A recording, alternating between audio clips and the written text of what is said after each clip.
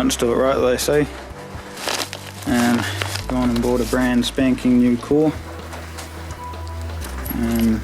Yeah, so it's a full unit.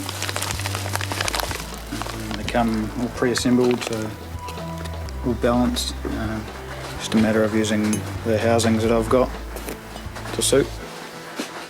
So yeah, it's went for a 2860 instead of the 2560, so a bit of a step up in size, using the rear housing that I got with the second-hand turbo, because that's the right size.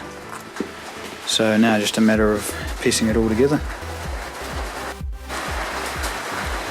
So I got it all together, I'm sitting happy as. Looks pretty big and nice and tight in there compared to the edges on these blades that were all naffed. So yeah, all together, all tight, everything's done up, all the drains on there, the oil feeds on there. So time to whack it on and see what it goes like, really. It's alive!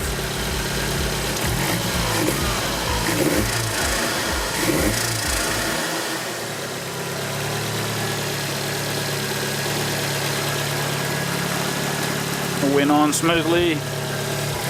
Seems to be working, oil's coming out of the drain, so all tickety-boo.